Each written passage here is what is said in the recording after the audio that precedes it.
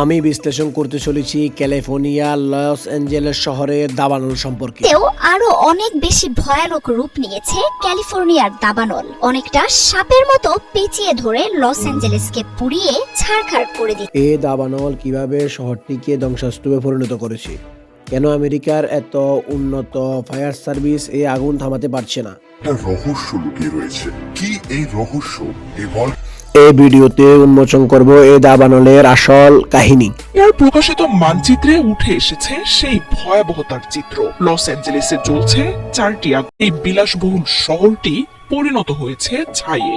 আকাশ থেকে তোলা ছবিতে মনে হয় যেন আগ্নি লস অ্যাঞ্জেলেস শহর ফুড়ে ছারখার, আকাশে এখন কালো ধোঁয়ার ছড়াছড়ি, বাতাসে এখন ফোড়া গন্ধ, হাজার হাজার বাড়িঘর পুড়ে ছাই। গিরির বিস্ফোরণ ঘটেছে শহরটিতে।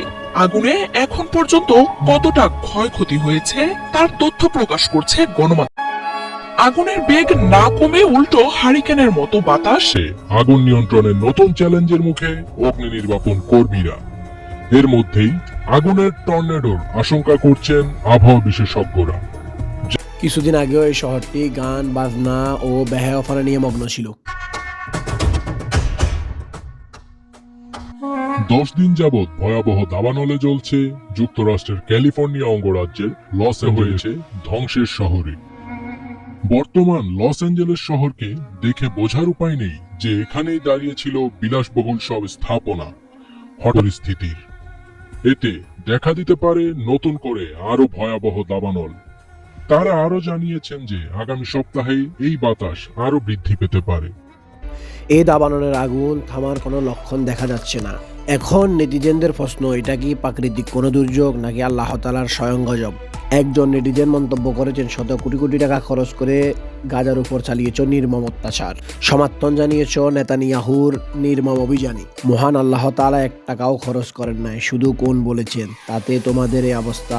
এটি আমার কথা নয়, এটি একজন নেটিজেনের মন্তব্য।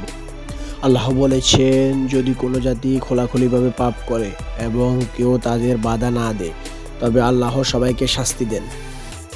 হযরত মুহাম্মদ সাল্লাল্লাহু আলাইহি ওয়াসাল্লাম বলেছেন, তোমাদের আগে বহু জাতি ছিল, তারা তোমাদের চেয়ে শক্তিশালী ছিল, ভূমি চাষ করত, কিন্তু আল্লাহর আদেশ অমান্য করায় আল্লাহ তাআলা তাদেরকে ধ্বংস করে দিয়েছে।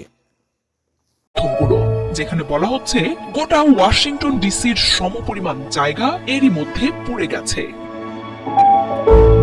আবহাওয়াবিদরা বলছেন, বর্তমান চরম ভাবাপন্ন আবহাওয়ায় আগুন টর্নেডো সৃষ্টির আশঙ্কা রয়েছে।